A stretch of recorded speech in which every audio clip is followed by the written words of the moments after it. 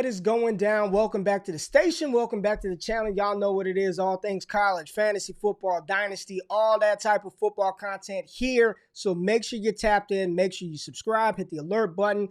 Engage with the good people below. Thumbs up, like the content, all that great stuff. Subscribe to In the Lab FTN Network, where this show does drop on all your podcast streaming platforms. Now, we had a ton of good deals that popped off over in the Destination Devy Patreon, because it's week 3 of the NFL season, or week 2 is just over, going into week 3. So a lot of moving and shaking, a lot of moving pieces. Rookies getting traded, old guys getting traded, underperformers, overachievers. We got a lot of trades, so we are not going to delay. Let's get right into it. Starting out with yours truly, a deal that your boy made. You know, I always put my stuff out there to be transparent, to practice what I preach. And in this deal, this is a best ball 12-team league. Just crazy scoring. I traded Brandon Cooks, who right now is like a top 12 wide receiver in fantasy, despite having the quarterback issues of Davis Mills. And I'm not even going to say issues, because Tyrod Taylor's been balling. But Brandon Cooks looks amazing, like he does every single year. I traded away Brandon Cooks for Rondale Moore and Nyheim Hines. Rondale Moore, the stud rookie wide receiver for the Arizona Cardinals, and Nyheim Hines. This is a league where you're only required to start one quarterback, one running back, one wide receiver, one tight end, and then you've got like 7 flex spots. The optimal lineup, in my opinion, is to roll out is have as many stud wide receivers as possible. And in this matchup, I traded one stud for what I hope to be another stud in Rondale Moore. Brandon Cooks, 27, 28 years old, still very much in his prime. Rondale Moore just getting started. Maybe Brandon Cooks is more valuable than both of these pieces, but in best ball, I'll take Nyheim Hines for the one spike week that he has, and he'll enter my lineup to help me win that week. Outside of that, he doesn't have a ton of standalone value. I know Jonathan Taylor is a little banged up, but still, Nyheim Hines is not going to be a featured back. So really the deal is a little bit of Hines, Rondale Moore for Brandon Cooks. What do y'all think about this deal? You know, if I'm being real, I think the Brandon Cooks side is more valuable, probably will score you more consistent fantasy points. But long-term in Dynasty, I do prefer the youth of Rondale Moore. And you know what, y'all? Let's just be real. I'm a Rondale Moore truther. I've been a truther for Rondale Moore since 2018, 2019. So I just want players that I like, and that's a big part of fantasy. Having players that you enjoy. Having players that you enjoy watching, that you like, that you're rooting for. And Rondale Moore is one of my guys. I put my stamp on him prior to the NFL draft. That was my guy, Rondale Moore. Of everybody, Devonta Smith, Najee Harris, Rondale Moore was the dude. So an opportunity to get him in Dynasty, I'm taking it. And I did. Brandon Cooks for Rondale Moore and Nyheim Hines. Let me know what you think below. Another deal that popped off. Zach Wilson, a 2022 first-round pick and a 2022 second-round pick were traded or acquired for Joe Burrow, a 2022 third-round pick. So Joe Burrow and a 2022 third, or Zach Wilson, a first and a second. This is a deal where I want Joe Burrow, the better player. Joe Burrow is the best player in the deal, followed by Zach Wilson, followed by the first, the second, and the third. I mean, Zach Wilson had a horrible day last Sunday. Just terrible. 4 interceptions, did absolutely nothing. The Jets line is terrible. Couldn't get Corey Davis the ball. Elijah Moore caught a couple of passes, but nothing groundbreaking, earth-shattering. But I just have more. And Joe Burrow, hell, I'm talking about Zach Wilson. He threw 3 picks as well. At one point, I think it was like three straight passes were intercepted for Joe Burrow. One of them getting returned for a pick 6. But I do have more faith and confidence in Joe Burrow in the long term. This is super flex. So in super flex, if I had the choice between Burrow in a third or Zach Wilson in a first, I'm taking Joe Burrow in the third. That's where I'm at. I want the better player. I like the offense better. I like the pass-catching weapons with Higgins and Chase, Tyler Boyd, Joe Mixon, over Zach Wilson and what he could become in the future. But right now, the Jets look sorry. They don't look good, and it doesn't look like it's changing anytime soon. So no thank you on Zach Wilson. Give me all the Joe Burrow. Another deal. Another rookie, another young guy, Jalen Waddle, was acquired for Tyson Williams, Russell Gage, and a 2022 second-round pick. Way to go. Raptor 1-5-2-3. Give me Jalen Waddle over Tyson Williams in the 2022 second. Now, Williams looked good versus Kansas City. I mean, he's got burst. He looks explosive. Should have had a touchdown if he didn't try to reach the ball over the goal line, which got popped up in the air, caught by Devin Duvernay, and he scored. But Williams looks solid. But for how long? Next year, J.K. Dobbins is back. Now, if we've taken anything from this NFL season, we see how long it's taken Saquon Barkley to return to form. So we probably can't expect that J.K. Dobbins is going to be 100% unleashed at the start of next NFL season.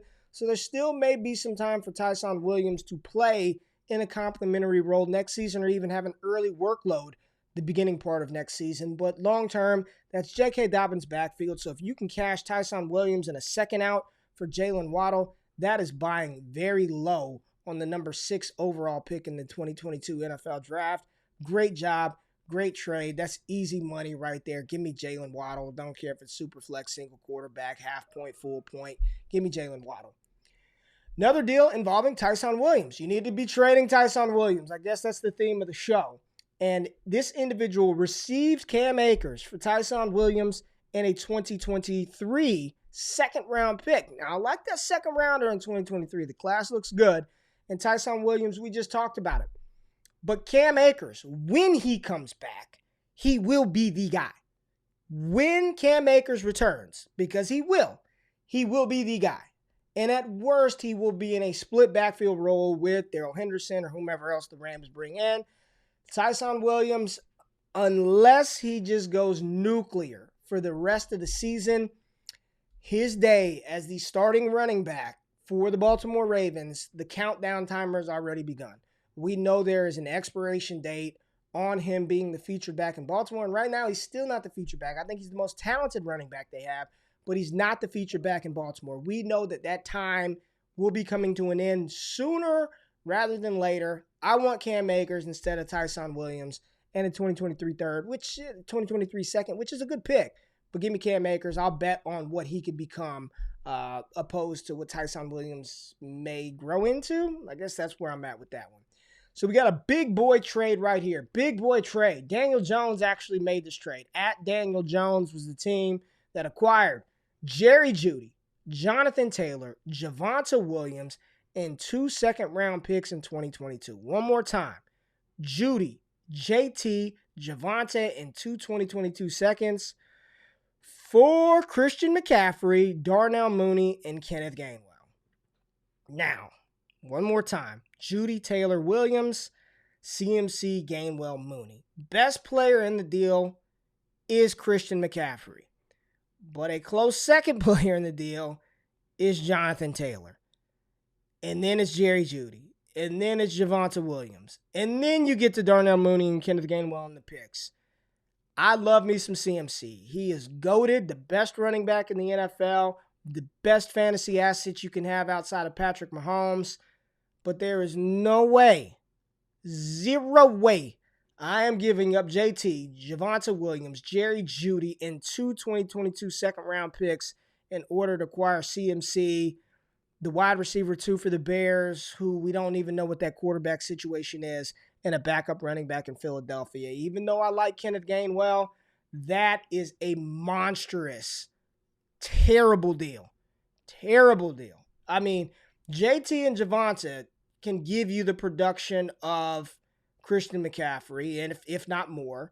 Jerry Jeudy over Darnell Mooney, and then the 2 seconds for Kenneth Gainwell. I guess that's the deal. It's, would you trade CMC for JT and Javonte Williams right now? You get that in your inbox. You're the Christian McCaffrey manager. You see a trade alert come through. Jonathan Taylor, Javonte Williams. Do you press accept? That's the question. Do you press accept? I don't know. I mean, I just don't want to trade Christian McCaffrey, but the way that I dynasty, I'll trade anybody. Anybody is available to be got, to be had, to be flipped, to be moved. Probably. I mean, that probably would be the smart play. You get 2 starting running backs for 1, and one of those starting running backs is already valued as the RB3 at worst in dynasty, RB5 at worst, where CMC's the RB1, and Chris McCaffrey just turned 24, 25 years old, so he's still really young. That, to me, that's just a lot to give up for CMC. That's a lot, but that's a big boy deal. Big boy deal. Now, a player who has been MIA, he's on a milk carton. I don't know where he's at, George Kittle. George Kittle has disappeared from the football field. Somebody said he's busy making spaghetti to pour it on top of his head. That's where Kittle is. He's in the kitchen. But we got Trey Lance being acquired for George Kittle, James Robinson, and a 2022 second. If this is single quarterback, of course, I want Kittle, Robinson in the second. But in Superflex, do you value Trey Lance? And even throwing another wrench in it, what if it's tight end premium? Where are we at with George Kittle?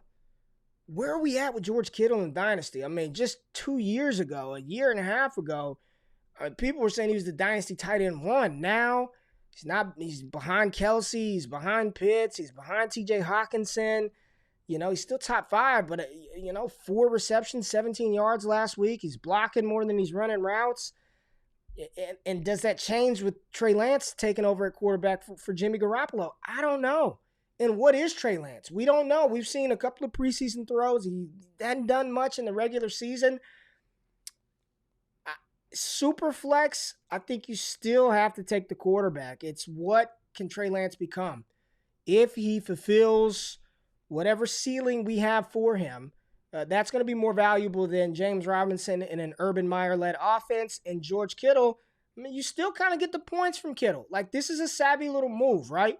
You get rid of Kittle, but you have Trey Lance. So if Trey Lance throws the ball and George Kittle breaks a bunch of tackles and runs for 50, you still get the points.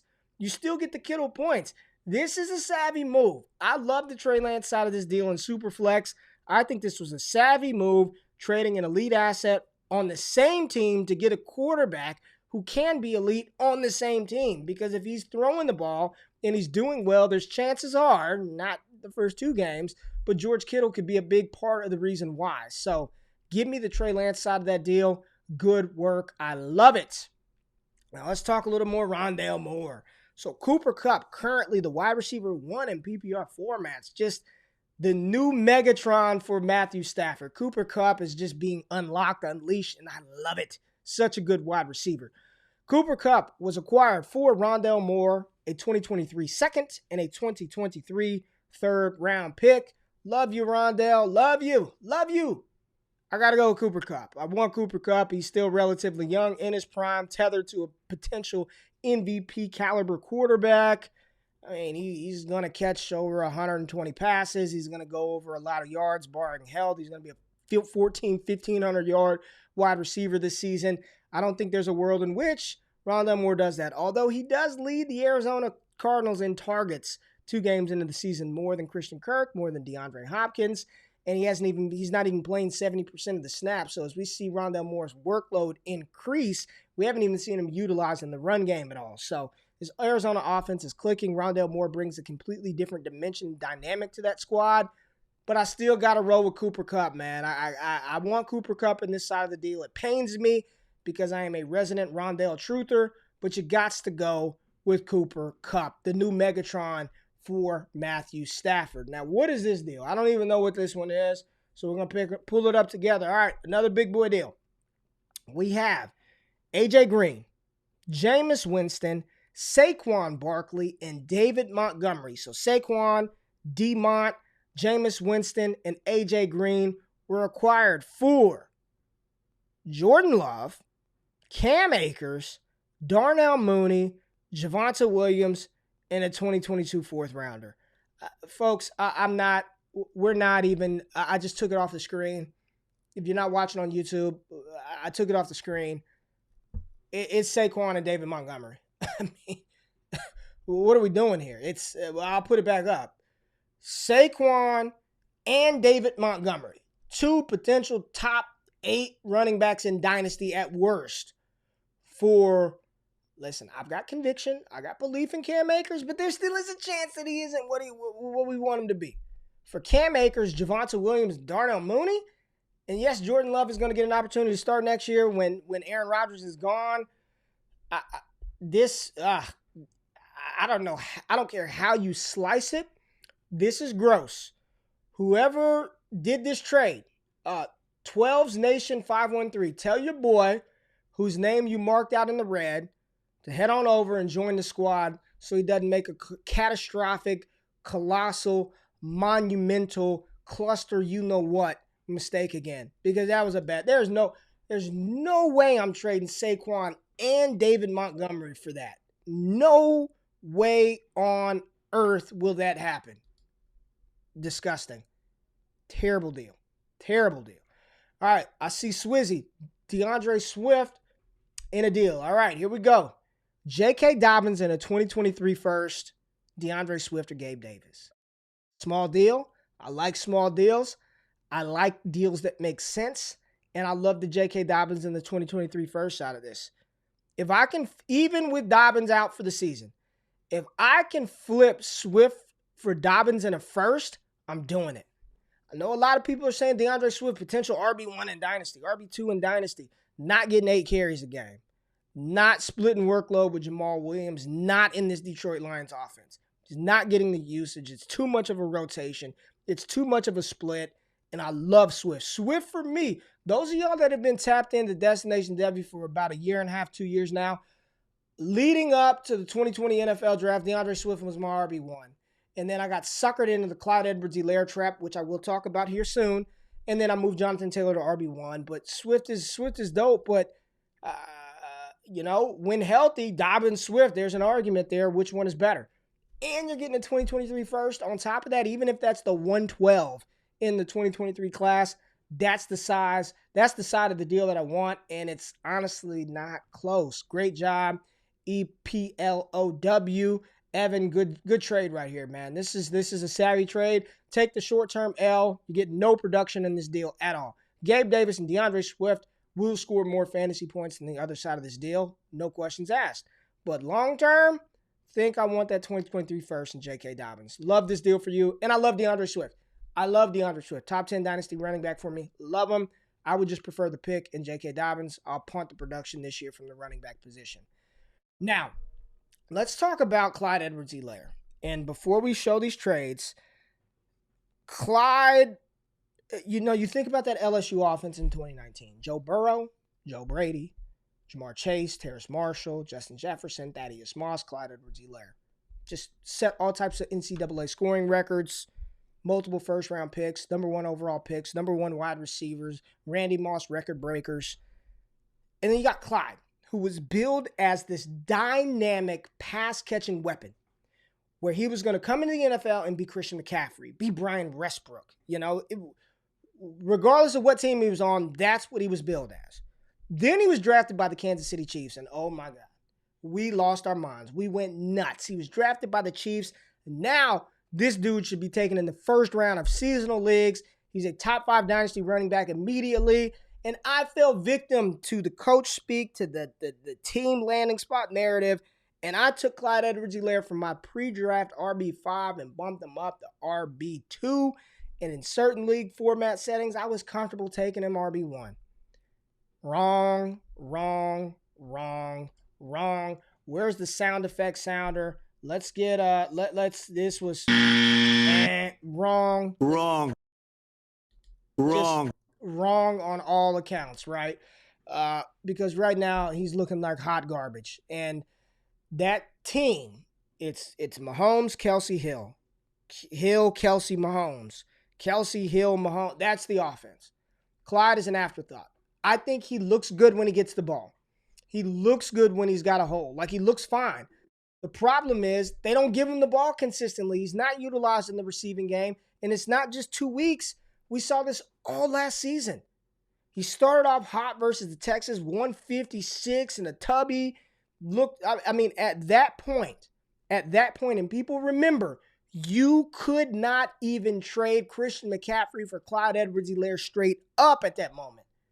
And now, this is what we've resorted to with Clyde Edwards-Helaire after his catastrophic fumble, which probably cost the Chiefs the game on Sunday night. We have Clyde Edwards-Helaire being shipped away for Tony Pollard and Kenneth Gainwell. Tony Pollard and Kenneth Gainwell. And on face value, this looks disgusting. This looks gross. But I have a lot more confidence in Tony Pollard's role and in Kenneth Gainwell's role on their respective teams than I do Clyde. I have no clue what happens to Clyde moving forward. He could just as easily go out there this coming Sunday and go nuts versus Los Angeles. He just 100 rushing yards, 40 receiving yards, or he could be usurped by Jerick McKinnon and Darrell Williams. We've already seen him losing goal line work to Williams. This looks gross on, like, just looking at it, knowing the draft capital, knowing the team that he plays on, knowing the college that he went to and what he was able to do at LSU. But this is Dynasty. You got to get all of that out of your head. Who cares about any of that shit that happened in 2019 in Baton Rouge? Who cares about where he was drafted? The Chiefs aren't using him. They're not. They're not using him nearly as effectively as the Tigers did in 2019. And maybe that's a product of Clyde not being that good. So Tony Pollard and Kenneth Gainwell sounds dirty, but what else are you going to get for him? No one's giving you a first. I've sent offers for 2 second-round picks and getting declined left and right for Clyde.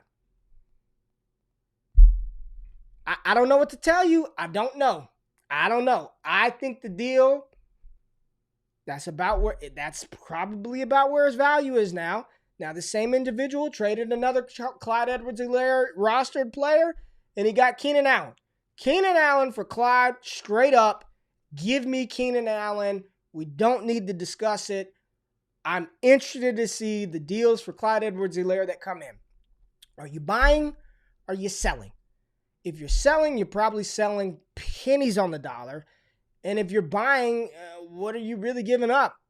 I had an egregious offer out there prior to last week's game. In one of my leagues, I offered a league mate a 2023 first-round pick for Clyde because I have been a resident Clyde Edwards-Helaire truther. And before that game, I withdrew it. Always withdraw any trade offers pregame.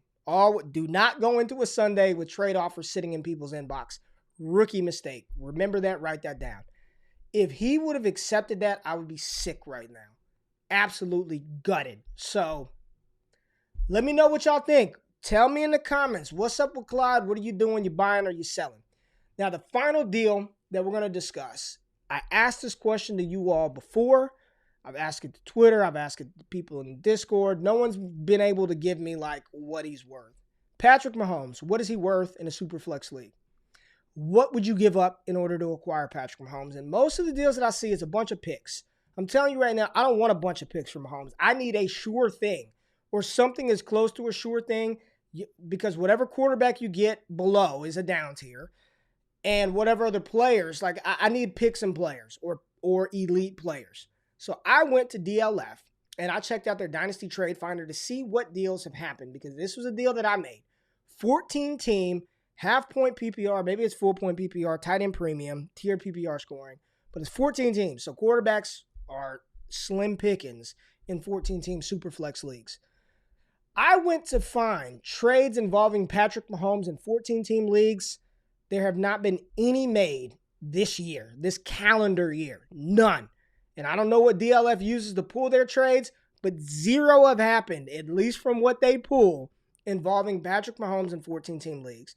Now, I see a bunch in 12-team leagues. So 12 teams, Superflex, 6-point per passing touchdown. Here's some of the more recent ones I've seen for Patrick Mahomes. Tell me if you like it. Patty Mahomes for Jonathan Taylor and Mac Jones. Patrick Mahomes for Carson Wentz, TJ Hawkinson, a 2022 first and a 2023 third. Patrick Mahomes for 2 first-rounders in 2022, a second-rounder in 2022, and Terrace Marshall. Patrick Mahomes for Kyler Murray and Javonte Williams. Patrick Mahomes for Justin Fields and Justin Jefferson. Not bad. Patrick Mahomes for 2 first-round picks, one in 2022, one in 2023, and A.J. Brown. Patrick Mahomes for Justin Fields, Nick Chubb, and 2 third-rounders in 2023. So most of these and all of these deals, anytime you send a quarterback in Dynasty and do not get a quarterback back, you're doing it wrong. Like, I'm not doing that.